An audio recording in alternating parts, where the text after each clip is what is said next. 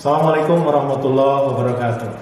Hari ini Bapak Ibu sekalian, kita semuanya berdiskusi. Ini awal untuk mendiskusikan kita bagaimana kita itu mengambil kebijakan pendidikan dalam ruang lingkup pendidikan. Tema kita kali ini adalah tentang formulasi. Mohon maaf, ini tentang formulasi, kemudian adopsi kebijakan. Nah, ada revisi kurikulum PAI. Revisi kurikulum PAI ini adalah case saja, case study-nya. Nah, apa yang dimaksud dengan formulasi? Apa yang dimaksud adopsi? Formulasi adalah bagaimana merumuskan kebijakan. Adopsi adalah bagaimana melegitimasi, mensahkan kebijakan itu. Kemudian juga, supaya teori ini langsung praktikal, saya mengambil suatu kasus, yaitu kenapa terjadi adanya kebijakan merevisi, merubah atau memperbaiki kurikulum dari pendidikan agama Islam. Baik, nah kita tinjau, kita asumsikan ternyata memang ini permasalahannya adalah dalam radikalisme. Secara historis itu radikalisme itu sudah ada sejak zaman kemerdekaan. Sejak Orde Lama, Orde Baru, bahkan zaman reformasi, bahkan sekarang terus cenderung bertambah, berkembang cepat. Nah, bahkan itu yang ditakutkan, radikalisme itu terjadi lebih besar lagi dalam bentuk pemboman yang masif pada zaman reformasi, bahkan sampai ke sini. Ini beberapa catatan yang saya catat. Ada tahun 99, pemboman Toserba Ramayana Jakarta. Kemudian Mall Kelapa Gading, Hayam Wuruk. Kemudian Kedubes Filipina tahun 2000. Kemudian Kedubes Malaysia tahun 2000. Bursa Efek tahun 2000. Bom Balang Natal. Nah, sampai tahun 2000. Tapi ternyata tahun selanjutnya justru pemboman lebih banyak dan lebih besar ledakannya. Oke, tadi historisnya tentang bagaimana radikalisme sampai sekarang itu masih banyak, bahkan menjadi eskalasi pemboman yang lebih besar di mana-mana. Nah, apa yang menjadi penyebabnya? Banyak sekali faktornya, diantaranya adalah ternyata memang perubahan tatanan sosial dan politik. Banyak orang yang tidak suka, banyak orang yang tidak puas dengan kondisi di Indonesia, kondisi di luar negeri, terutama kondisi-kondisi umat Islam di luar sana yang memang berada dalam tekanan orang kafir. Kemudian juga itu diantaranya dalam suatu jurnal itu ternyata ada hadirnya orang-orang Arab muda yang berajal di Yaman, Hadratul Maut. Kemudian mereka itu membawa ideologi yang lebih keras dan tidak mengenal toleransi. Hal ini ternyata dipengaruhi oleh madhab yang Maliki yang diadopsi dan diintroduksi oleh Muhammad bin Abdul Wahab. Oke. Nah, bagaimana dengan tindakan pemerintah? Tindakan pemerintah ternyata dari setiap zaman semakin kesini berbeda. Ada yang memang tindakannya persuasif, tindakannya mendidik, tindakannya merayu, kemudian juga ada tindakan yang represif, cenderung kepada tindakan militer. Baik. Nah, penulis menganalisis dalam dekade 6 tahun terakhir, ternyata pendekatan penanganan radikalismenya itu lebih komprehensif, lebih masif, bukan hanya dari pendekatan militer, tapi pendekatan ke masyarakat, kemudian ada kontrol cyber, kemudian juga ternyata lebih banyak juga ke pendekatan ke pendidikan, pengajian, pesantren, bahkan kurikulum agama keislaman. Next. Nah, dalam aspek kurikulum dan dalam aspek hukum juga ada pendekatannya. Itu ada peraturan yang mengikat dan menjerat supaya bisa mengontrol organisasi kemasyarakatan yang sekiranya dapat membahayakan keamanan negara. Contoh, ini 19 Juli 2017 Hizbut Tahrir Indonesia resmi dibubarkan oleh pemerintah. Ini sudah berlangsung 40 tahun HTI itu Indonesia dan sudah menyebar ke seluruh provinsi di Indonesia. Tapi karena ini mengancam keamanan dan stabilitas negara, Hizbut Tahrir dibubarkan. Oke, selanjutnya ada kebijakan tentang sertifikasi ulama.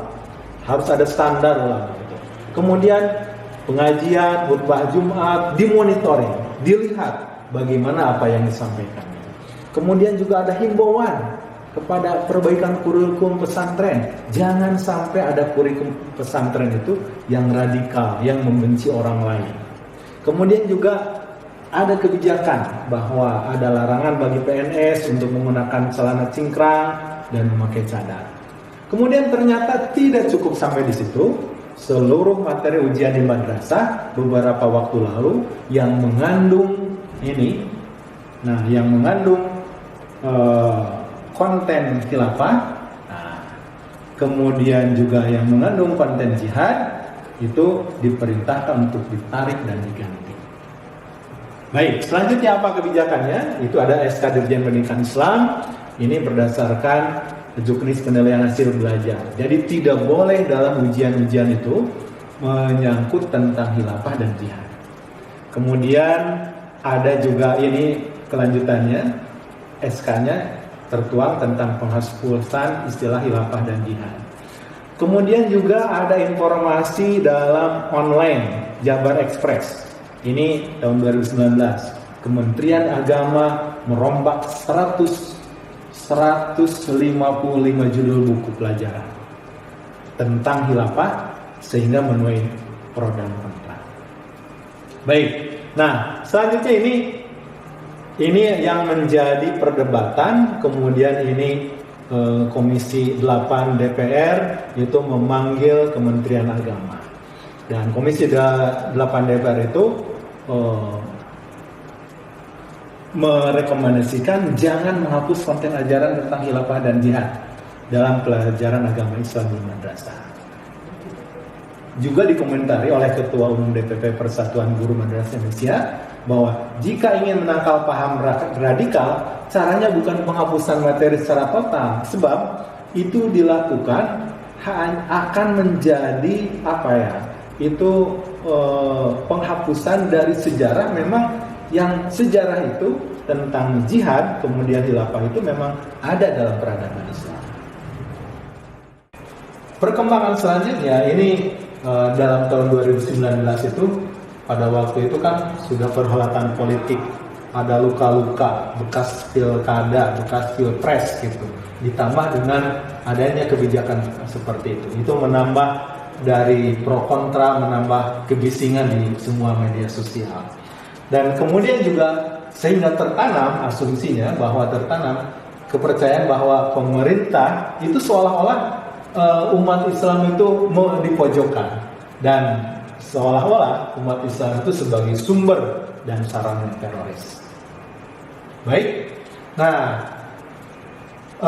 kemudian perubahan itu dirubah kemudian menjadi revisi PAI dalam keputusan Menteri Agama nomor 123 tahun 2019. Dan nomor 184 tentang implementasi kurikulum pada madrasah tersebut. Nah, pertanyaannya, apakah benar atas nama proyek deradikalisasi diambillah kebijakan sertifikasi ulama, pengawasan masjid, majelis taklim, dan sekarang terdapat perubahan kurikulum terkait materi jihad dan khilafah. Nah, sebetulnya kita tidak akan membahas tentang itu secara mendalam karena kajian ini tidak membahas permasalahan radikalismenya. Kita akan menganalisis bagaimana cara formulasi serta adopsi pengambilan kebijakan revisi dari kurikulum PAI tersebut. Nah, apa yang menjadi pertimbangan? Kemudian seberapa urgen permasalahan tersebut sehingga harus direvisi kurikulum PAI itu? Kemudian siapa yang mengambil keputusannya dan apa preferensinya? Nah, kemudian pertanyaan yang terakhir adalah bagaimana legitimasi revisi kurikulum KAI tersebut bagi warga Indonesia, khususnya insan pendidikan. Oke, nah itu latar belakangnya. Kemudian, bagaimana cara metode penelitiannya? Metode penelitiannya kita menggunakan metode kualitatif deskriptif.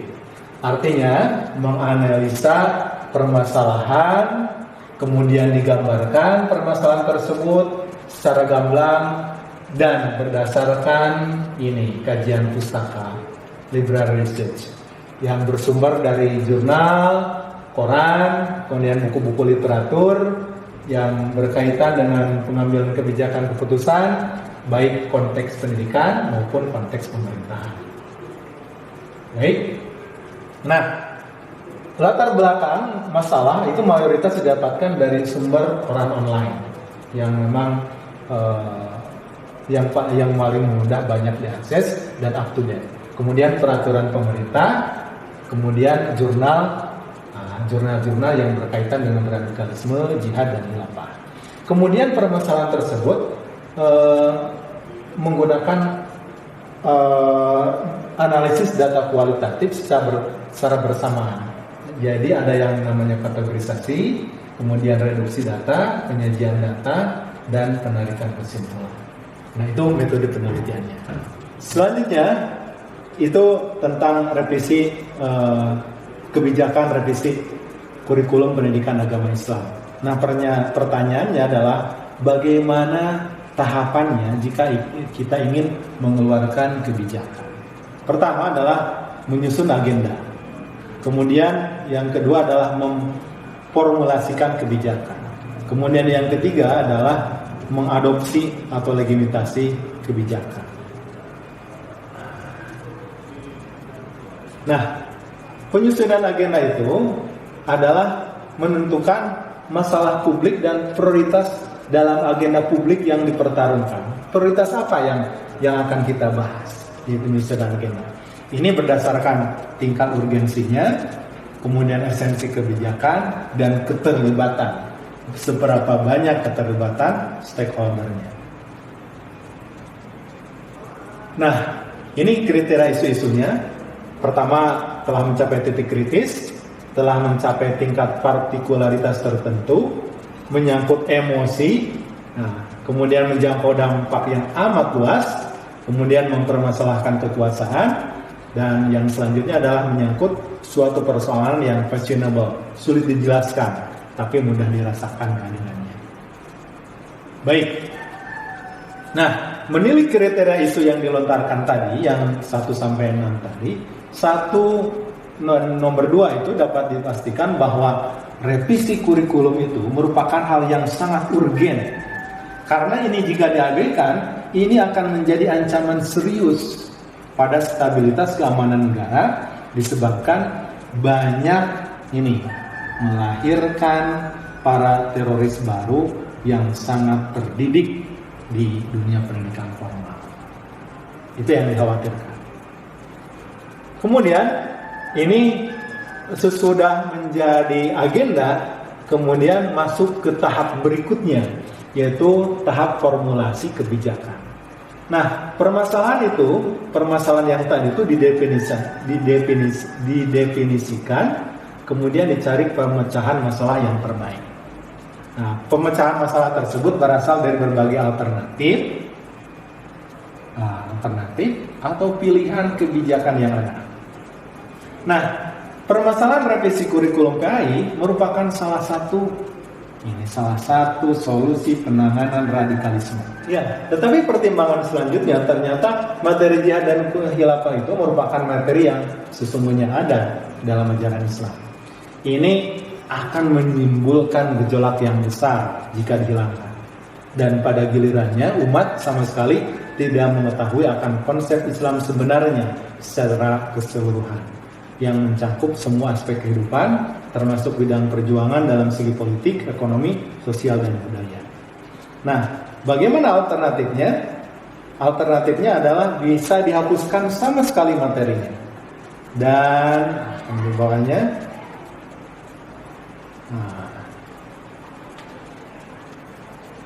Kemudian, nah itu berbagai alternatif-alternatifnya. Nah, sebelum mengeluarkan kebijakan, itu pada kenyataannya kemarin itu pejabat sudah mengeluarkan beberapa statement. Pertama ada penarikan buku, ya, kemudian direvisi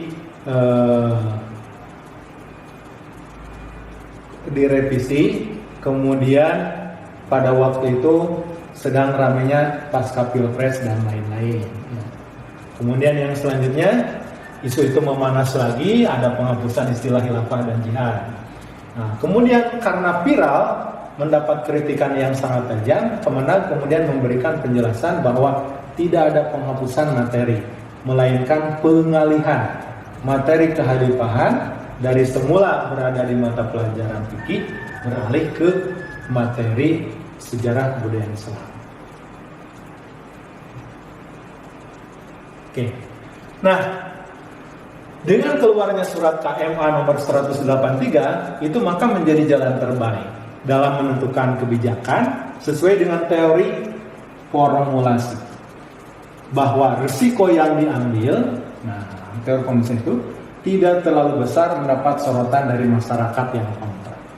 Kemenag mengalihkan konsep khilafah ke mata pelajaran sejarah untuk membuktikan bahwa khilafah perspektif sejarah itu ada, walaupun untuk kalangan tertentu itu tidak puas karena sebelumnya berada ruang lingkup mapal fikih yang dapat diartikan bahwa syariat atau ajaran itu yang mesti dijalankan. Sedangkan istilah jihad itu dibatasi hanya dalam ruang lingkup semangat untuk perbaikan, semangat untuk beribadah. Selanjutnya tentang formulasi kebijakan juga ada beberapa teori. Ada teori inkrementalis. Itu menyatakan bahwa kebijakan publik itu merupakan variasi atau kelanjutan dari kebijakan di masa lalu sehingga perlu mempertahankan kinerja baik yang telah dicapai. Nah, itu kalau kita hubungkan dengan konten, dengan kurikulum PAI, secara konten kurikulum PAI itu sebagian besar sudah cukup bagus dengan menyesuaikan konsep kurikulum 2013, walaupun banyak yang mesti diperbaiki. Jadi mata pelajaran PAI di madrasah tidak perlu dihapus. Oke. Kemudian ada teori demokratis. Teori demokratis ini adalah mengamanatkan agar pemerintah dalam membuat kebijakan itu mengajak para pemanfaat untuk diakomodasi keberadaannya. Jadi diajak diskusi, diajak ngobrol bagaimana membuat suatu solusi yang terbaik.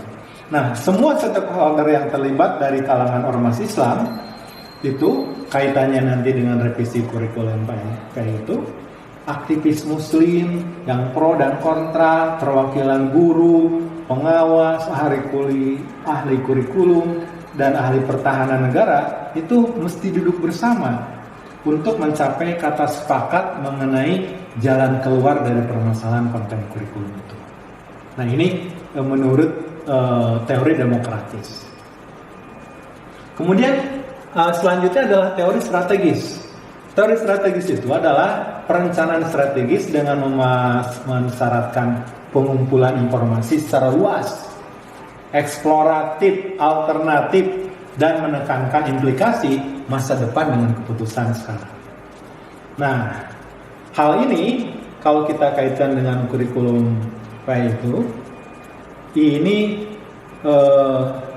pengkajian ini harus melibatkan beberapa ahli.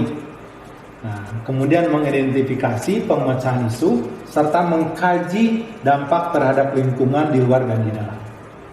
Nah, untuk berpikir secara strategis itu harus mengembangkan strategi-strategi yang efektif, memperjelas masa depan, kemudian menciptakan prioritas, kemudian membuat keputusan yang terbaik.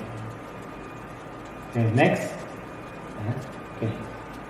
Nah, teori di atas kebanyakan menjelaskan bagaimana pertimbangan dalam membuat formulasi kebijakan. Nah, ada teori, sekali lagi tadi teori demokratis, teori inkrementalitas, kemudian kita melihat bagaimana ini formulasi kebijakan itu kalau dari sisi pengamatan sebagai orang luar. Nah, kita mengamati orang luar bagaimana cara mengambil kebijakan. Itu kita melihat suatu teori yang diajukan Jeffrey A. Reed. Pertama, merumuskan atau mengidentifikasikan aktor dan tujuan mereka. Kedua, menentukan preferensi, maksudnya. Kemudian menentukan bagaimana mereka kelompok sendiri. Kemudian mengikuti interaksi mereka dengan institusi sosial lainnya. Next. Nah, kalau kita sebagai pengamat, ini katakanlah revisi kurikulum PAI. Kita sebagai pengamat, ini para aktor. Pertama, lihat para aktor yang terlibat. Nah, dipastikan aktor-aktor yang terlibat itu adalah pihak-pihak yang ikut terlibat di dalamnya, baik dari awal pembentukan peraturan, proses pembentukan, sampai dengan diundangkannya. Nah, aktor-aktor tersebut dipastikan adalah yang merevisi kurikulum itu adalah para ahli agama, konsultan, pengembang kurikulum, birokrat, kemudian bidang hukum, dan bidang-bidang yang lainnya. Kemudian, aktor tersebut diasumsikan pasti bertindak ideal sejauh mana yang disuarakan oleh umat. Tapi persatuan dan kesatuan bangsa itu juga mesti dipertimbangkan. Jangan sampai ini konflik meruncing dan benih-benih radikal tumbuh masif di lembaga formal negara. Nah, nanti negara itu yang akan susah bagaimana mengontrol semua individu yang belajar di madrasah, baik guru atau siswanya. Jadi ini pertimbangan persatuan dan kesatuan bangsa harus didahulukan. Nah, para aktor ini bertindak dan berpikir memaksimalkan kebermanfaatan, memaksimalkan keamanan, memaksimalkan kenyamanan, dan memaksimalkan stabilitas negara. Baik, kemudian yang selanjutnya adalah preferensi. Si aktor itu punya preferensi apa dalam merumuskan kebijakan? Ada para aktor itu yang merevisi dari kurikulum itu pasti dia mempunyai tujuan agar kehidupan berbangsa dan negara tidak terkoyak, tidak saling mencurigai, hidup rukun dalam wadah negara Pancasila dengan prinsip multikultural. Nah, selain itu Kementerian Agama sebagai representasi negara dan pemerintah itu wajib hadir dalam menjalankan fungsi negara sebagai benteng pertahanan dan keamanan, sebagai fungsi pengaturan dan keadilan, sebagai fungsi kemakmuran dan kesejahteraan. Nah, fungsi kemakmuran dan kesejahteraan itu tidak akan terwujud jika terus-menerus dalam keadaan konflik. Apalagi konflik itu ditumbuhkan dalam benih-benih di kalangan siswa-siswa. Yang ketiga, ini bisa sebagai pengamat atau sebagai kita yang membuat formulasi kebijakan. Kalau ingin mengamati, bisa juga lihat yang ketiga itu adalah basis sosial aktor dari kebijakan ini. Lihat latar belakang pendidikannya, lihat ormasnya, kemudian lihat track recordnya, lihat suku bahkan budayanya. Karena ini akan mempengaruhi terhadap kebijakan-kebijakannya. Nah, mudah-mudahan saya yakin itu walaupun terdiri atas berbagai pemahaman yang berbeda, latar belakang, ormas, budaya, tapi si aktor yang pembuat kebijakan itu mempunyai tujuan yang sama, yaitu tujuannya adalah membuat konten kurikulum PAI yang tidak membuat gaduh dan menjadi permasalahan di bangsa dan negara. Dalam permasalahan keagamaan tidak menjadi suatu hal yang memang terus menjadi kontroversi. Oke. Selanjutnya ini yang keempat adalah ini bagaimana ini sumber daya yang dimiliki oleh para aktor. Nah, eh, dalam merevisi kurikulum PAI ini ternyata dipastikan itu melibatkan birokrat Kementerian Agama. Nah, birokrat Kementerian Agama, cendekiawan perguruan tinggi, aktivis Islam, perwakilan ormas, itu memang yang terus saling berinteraksi dalam modul keputusan walaupun dari latar belakang yang berbeda. Nah, yang aktor yang kebijakan yang mengambil kebijakan ini tentunya sudah paham bagaimana risikonya serta apa manfaatnya bagi kelangsungan warga negara baik jangka pendek maupun jangka panjang. Next, selanjutnya, nah, yang terakhir dipastikan bahwa membuat kebijakan itu basis sosial atau SDM-nya juga itu melibatkan BNPT, ya, sesuai dengan tugas dari PP Peraturan Presiden bahwa BNPT itu Badan Nasional Pencegahan Tindak Terorisme itu adalah menyusun kebijakan, strategi, dan program nasional bidang penanggulangan terorisme yang meliputi, ini tindak pencegahan, perlindungan, deradikalisasi, penindakan, dan penyiapan kesiapan nasional. Next. Nah, ini kalau kita lihat tentang revisi kurikulum PAI ini sudah menjadi viral ya, di media sosial, kemudian ada kritik keras, pengkajian 155 buku, penghilangan istilah jihad dan khilafah, kemudian adanya keberatan anggota DPR gitu.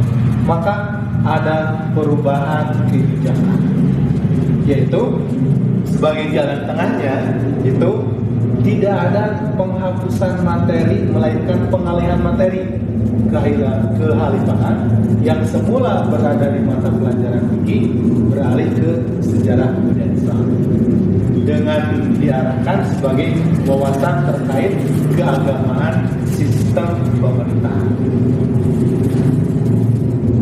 Nah, ini tertuang dalam KMA nomor 183 tahun 2019. Dalam KMA 183 itu ada perubahan-perubahan. Pertama,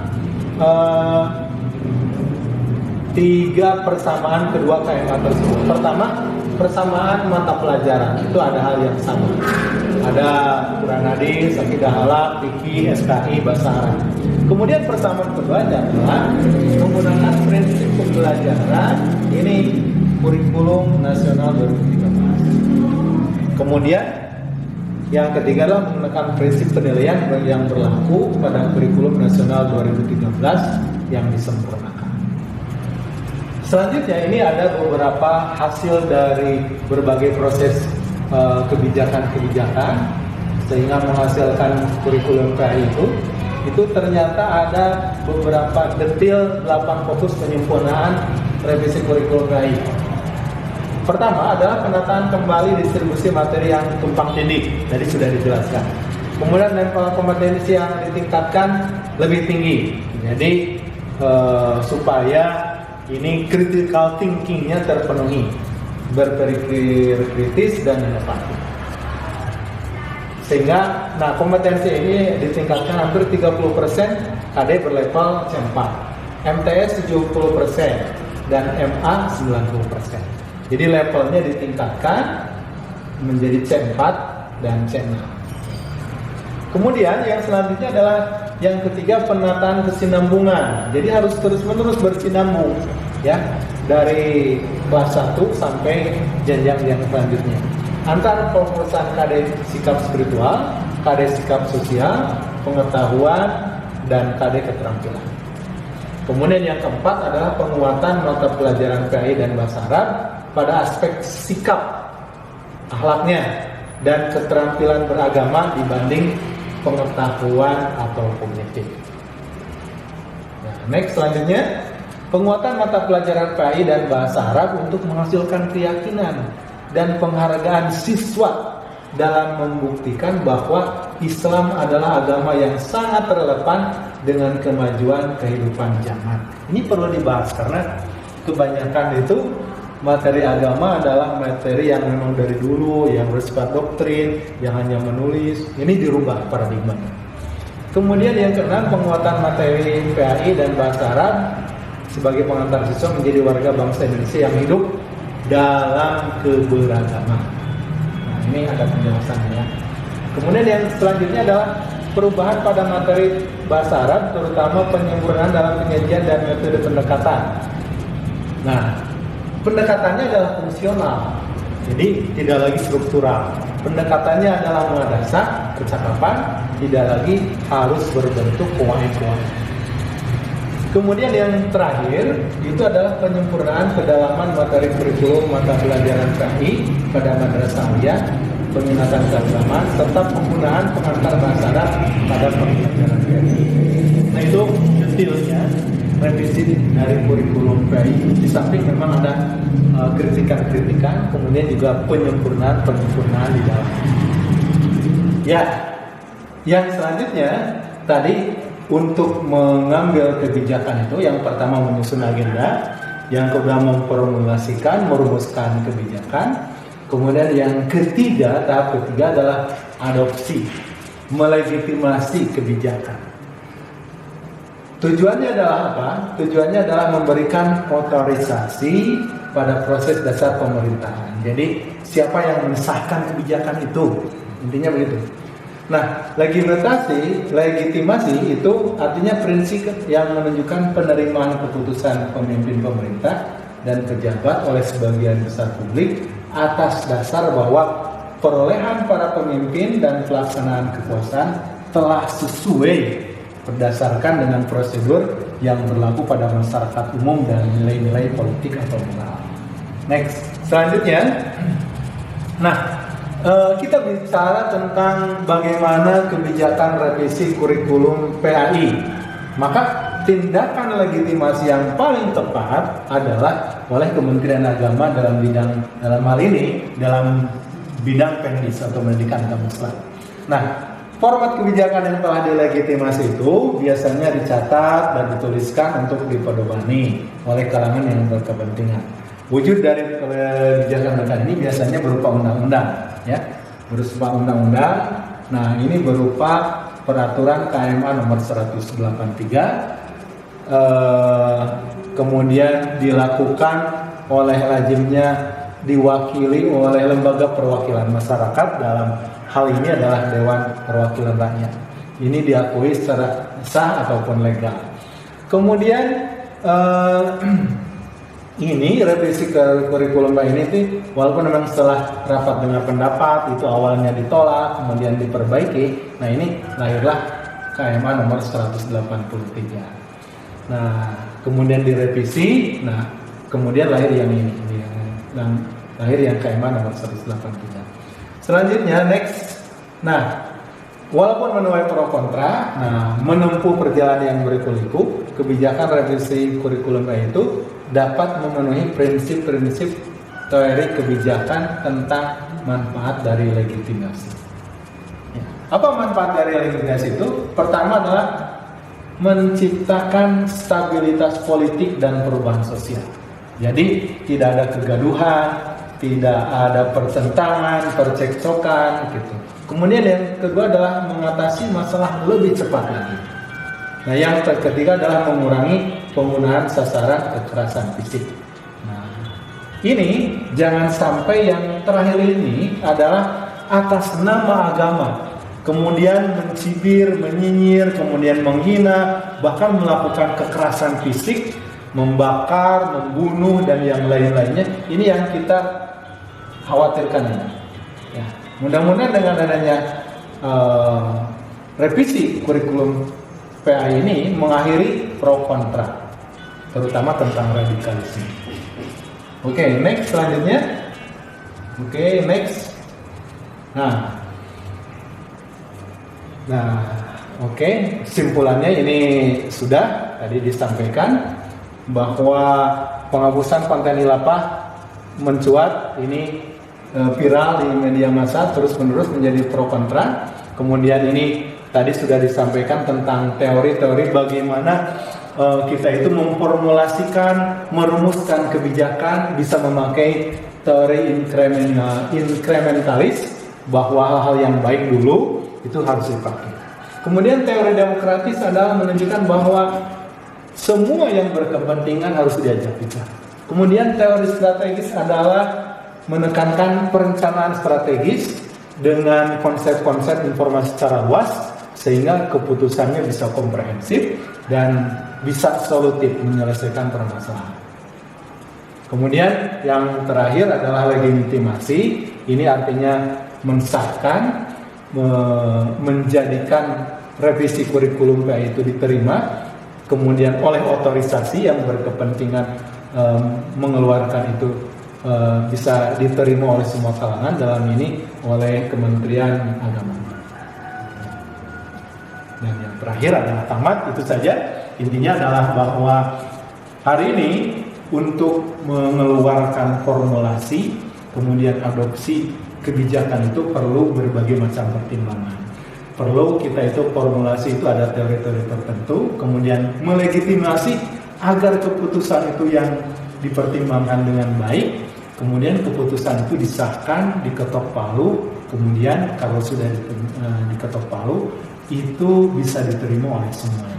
Itu saja bagaimana proses dari kebijakan itu dibuat, kemudian bagaimana proses itu menjadi sah, dan kemudian mudah-mudahan bisa diterima dan menjadi bermanfaat untuk semuanya. Baik, terima kasih. Itu saja. Assalamualaikum warahmatullahi wabarakatuh.